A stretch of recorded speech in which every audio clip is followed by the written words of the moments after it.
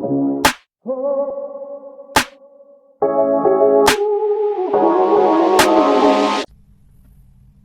It's our second lecture of thermodynamics class 11th chemistry. पहले lecture में हमने कुछ बेसिक टर्म्स का इंट्रोडक्शन किया था, जैसे types of system, state function, state variable वगैरह। ठीक है, अब इस लेक्चर में हम क्या करेंगे? इस लेक्चर में प्रेशर वॉल्यूम वर्क, जो कि फर्स्ट मेन टॉपिक है, जिससे सवाल बनता ही बनता है, वो और first law of thermodynamics with enthalpy, heat capacity, internal energy वगैरह। ठीक है, तो चलो शुरू करते हैं। आज का लेक्चर थोड़ा लंबा रहेगा।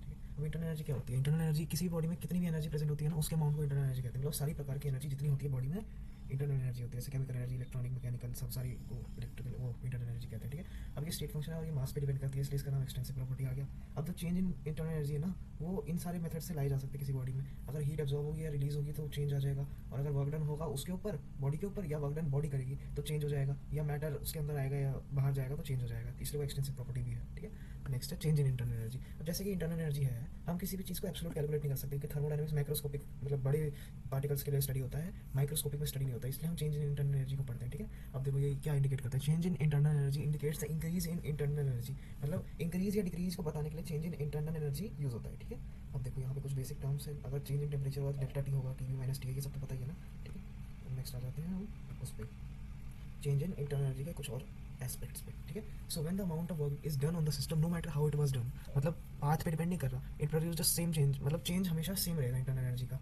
और मतलब जैसे वर्क है, वर्क किसी भी ऑब्जेक्ट पे डन किया गया, अब मान लो कि दिल्ली से कोई बंदा आके किसी पेड़ को हिला रहा है, या आगरा से बंदा कोई आके पेड़ को हिला रहा है, तो वर्क तो सेम है ना, वो पाथ पे डिपेंड नहीं कर रहा। ठीक है, तो इसलिए वर्क डन पाथ पे डिपेंड नहीं करता, मतलब वर्क डन पाथ पे डिपेंड करता है, लेकिन change in internal energy work done के पाथ पे डिपेंड नहीं करता। ठीक है, अब हीट एनर्जी क्या होती है? The form of energy that flows between a system and surrounding during a change in state by virtue of temperature difference between them. अगर किसी दो बॉडीज के बीच में टेंपरेचर डिफरेंस होगा, तो उन दोनों बॉडीज के बीच में कोई हीट एक्सचेंज होगी तो उसे हीट एनर्जी कहते हैं। ठीक है, अब देखो ये क्या होता है? हीट, देखो ये तो तुम्हें पता ही है कि जब टेंपरेचर दो अगर डिफरेंट है तो टेंपरेचर इक्वल होने की कोशिश करता है, तो वैसे ही हीट एनर्जी जो होती है ना, वो higher temperature to lower temperature जाती है। ये जूल और कैलोरी में रिप्रेजेंट होती है, और 1 कैलोरी 4.2 जूल ले लेते हैं, लेकिन यहाँ पे 4.184 लिखा है तो वो भी ले सकते हैं। ठीक है, मतलब एग्जैक्ट लिखा है वहाँ पे। अब heat energy as a pathway to change in internal energy, ये क्या होता है? The change in internal energy of a system can be brought about by the transfer of heat from surrounding to the system और vice versa. मतलब ये वही बात है कि इंटरनल एनर्जी में अगर चेंज लाना है तो वो transfer of heat from the system या फ्रॉम द सराउंडिंग से लाया जा सकता है। ठीक है, अब वह क्या होता है? Thermodynamic work is one of the principal process by which a thermodynamic system can interact with its surrounding and exchange energy. मतलब अगर वर्क डन करेगा कोई पास सिस्टम, या तो सिस्टम के ऊपर वर्क डन होगा, या तो सिस्टम वर्क डन करेगा, तो ऐसे इंटरनल एनर्जी चेंज हो सकती है। ठीक है, तो वही बता रही है ये स्लाइड। ठीक है, नेक्स्ट साइन कन्वेंशन क्या होता है? अब देखो साइन कन्वेंशन ये थोड़ा याद करना पड़ेगा कि अगर हीट सिस्टम को दी जा रही है तो पॉजिटिव होगी, और अगर सिस्टम निकाल रहा है तो नेगेटिव होगी। ठीक है, और अगर वर्क डन सिस्टम पर हो रहा है तो वो पॉजिटिव होगा, और वर्क डन सिस्टम कर रहा है तो वो नेगेटिव होगा। केमिस्ट्री में वर्क डन उल्टा हो जाता है, मतलब केमिस्ट्री में उल्टा है और फिजिक्स में भी चेंज है। फिजिक्स में अगर work done on the system हो रहा है तो वो नेगेटिव होता है, और बाय द सिस्टम हो रहा है तो पॉजिटिव होता है। इसमें उल्टा होता है। First of thermodynamics, first of thermodynamics क्या कहता है ना कि एनर्जी हमेशा यूनिवर्स की कांस्टेंट होती है, मतलब energy of isolated system always remains constant. या तो इसको ऐसे डिनोट कोड कर सकते हैं कि energy can neither be created nor be destroyed although it can be change from one form to another. जैसे कि अगर एनर्जी है, एनर्जी दो टाइप्स की हो सकती है, या तो हीट या वर्क, तो उसको क्या कहते हैं, मतलब इंटरनल एनर्जी को क्या लिख सकते हैं? Q plus W. ठीक है, तो यही कहते हैं फर्स्ट ऑफ थर्मोडायनेमिक्स। इसलिए हमने साइन कन्वेंशन पहले पढ़ लिया। ठीक है, एक कॉन्सेप्ट चेक करें, देख लो इसे। ठीक है, ये क्वेश्चन पहले पढ़ लेते हैं। ठीक है, a system gives out 20 joule of energy, 20 joule of heat and also does 40 joule of work। अगर system 20 joule of heat release कर रहा है तो बाय द ही सिस्टम हुआ तो नेगेटिव हुआ -20, और work done by the system है -40 -60 आंसर होना चाहिए। बाकी देखते हैं क्या है आंसर, -60 ही है। ठीक है, और होता है ये सब पढ़ लेना, टाइम मिला था। अब प्रेशर वॉल्यूम वर्क क्या होता है? मान लो अगर तो कोई कंटेनर है, उसने अपनी वॉल्यूम बढ़ाई या वॉल्यूम घटाई तो कुछ वर्क डन लगेगा, उसी को प्रेशर वॉल्यूम वर्क कहते हैं। मतलब प्रेशर के रिस्पेक्ट में वॉल्यूम जो वर्क डन करता है उसे प्रेशर वॉल्यूम वर्क डन कहते हैं। ठीक है, अब देखो वॉल्यूम जो, अगर मान लो पहले कंटेनर ऐसा था, ठीक है, बाद में ऐसा हो गया और डेल्टा एल का डिस्टेंस कवर किया उसने। इनिशियल वॉल्यूम ए था, तो initial volume A L two था और final volume A L one था। ठीक है, तो जो वॉल्यूम चेंज होगा वो ए डेल्टा एल होगा, क्योंकि डेल्टा एल उसका डिस्टेंस है, और प्रेशर जो होता है फोर्स अपॉन एरिया होता है, तो फोर्स प्रेशर इंटू एरिया हुआ। अब वर्क डन क्या होता है? Work done force into displacement होता है। अब फोर्स की जगह प्रेशर इंटू एरिया डाल दिया, पी इंटू ए इंटू डेल्टा एल, और ए डेल्टा एल क्या था? माइनस ऑफ डेल्टा वी, क्योंकि डेल्टा वी फाइनल छोटा है और इनिशियल बड़ा है, तो जो उसका डिफरेंस होगा वो माइनस होगा, minus P external delta T आ गया, डेल्टा वी आ गया। ठीक है, ये mathematical expression for work done. ठीक है, अब आता है अपना next topic, work done in a reversible process. Work done in reversible process थोड़ी पढ़ने वाली चीज़ है, क्योंकि इसमें ना वर्क डन, ये तो हमने रिवर्सल को पढ़ लिया पहले। अब रिवर्सल प्रोसेस में क्या होता है? इसमें प्रेशर जो होता है ना वो कांस्टेंट नहीं होता, और वो इनफाइनाइट नंबर ऑफ स्टेप्स में चेंज होता है। इनफाइनाइट नंबर, क्योंकि हमने पढ़ा था कि reversal process infinite number of steps होता है, इसलिए ऐसा होता है।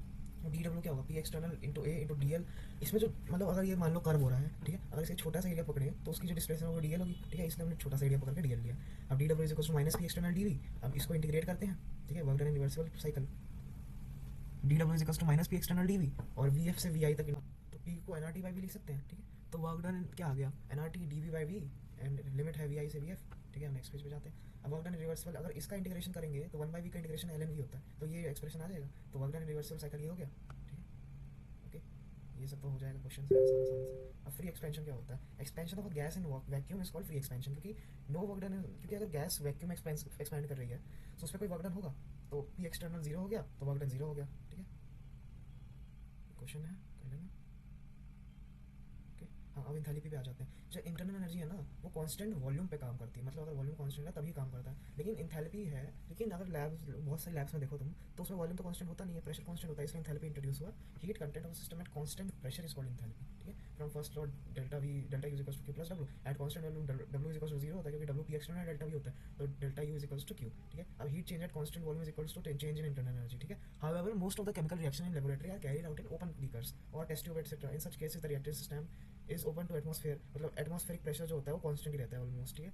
अब फ्रॉम फर्स्ट लॉ से क्या होगा, delta U is equals to Q plus W, और फिर क्यू डब्ल्यू को वो डाल देंगे पी डेल्टा वी, ठीक है। तो Q minus P delta V is equals to delta U, okay आ गया। अब इंथैल्पी को क्या लिख सकते हैं, डेल्टा यू को क्या लिख सकते हैं, U two minus U one, और डेल्टा वी को V two minus V one. Delta U is equals to Q plus W, Q is equals to ये आ गया एक्सप्रेशन, और फिर इससे हमारी ऐसी कोई एक्सप्रेशन बनेगी। अब एट कांस्टेंट प्रेशर ऐसा एक्सप्रेशन बना, ठीक है। तो अब देख सकते, मैं दिखाता हूँ एक चीज़, हाँ। तो इसे H1 कह सकते हैं, इसे H2 कह सकते हैं, और इसे H1 कह सकते हैं। तो QP क्या हुआ, H2 माइनस H1, ठीक है। As Q P and V are state function, therefore quantity Q plus PV must be an state function. तो अब इसको क्या कहेंगे, हीट कंटेंट और एंथैल्पी डिनोटेड बाय H, ठीक है। समझाया? नहीं आया तो कमेंट करना, ओके। अब एक बात बताओ, एक बात बताओ, हाँ दिखाता हूँ पिछली स्लाइड पे, हाँ। Q Q H is equals to Q plus P V, अगर दोनों साइड डिफरेंशिएशन मारेंगे तो H is equals to delta U plus P delta V plus एक और टर्म है डेल्टा पी वी, लेकिन डेल्टा पी तो कांस्टेंट है, तो ये आ गया टर्म, ठीक है। अब तुम एक बात बताओ, पी वी को एन आर टी लिख सकते हैं, और पी वी बी क्या होगा, एन बी आर टी। तो फिर अगर पी वी को एन आर टी लिख सकते हैं और पी वी बी को एन बी आर टी लिख सकते हैं, तो पी डेल्टा बी को delta N G R T लिखेंगे, तो रिप्लेस कर देंगे, आ गया एक और एक्सप्रेशन, ठीक है। सब क्वेश्चन से कर लेना। अब हीट कैपेसिटी क्या होती है? अब हीट कैपेसिटी क्या होती है ना, amount of heat required to raise the temperature of unit mass of substance by 1 degree Celsius, मतलब जितनी हीट रिक्वायर होती है एक यूनिट मास को 1 डिग्री सेल्सियस से बढ़ाने के लिए, उसे हीट कैपेसिटी कहते हैं। मोलर हीट कैपेसिटी वो 1 ग्राम की जगह 1 मोल आ जाएगा, और एट कांस्टेंट वॉल्यूम जो होगी ना वो सीवी से डिनोट करते हैं हीट कैपेसिटी को, और एट कांस्टेंट प्रेशर सीपी से डिनोट करते हैं, ठीक है। अब क्यू भी, अब एक formula Q is equals to C V by C V into T होता है, तो एट कांस्टेंट वॉल्यूम क्या होगा, Q is equals to N C V D T is equals to D U, ठीक है। और at constant pressure Q P is equals to N C P D T is equals to D H, ठीक है। अब तुम्हें पता है ये फॉर्मूला है, और इसके अंदर वैल्यूज डालेंगे तो C P minus C V is equals to R आ गया, ये एक मोल के लिए। लेकिन अगर एन मोल्स है तो C P minus C V is equals to N R आ जाएगा, ठीक है। ये सब कंक्लूजन्स हैं। अब ये तुम्हारा होमवर्क, ठीक है। ये 3 क्वेश्चन समझ में आया तो कमेंट कर देना, चौथा। And then finally bye bye.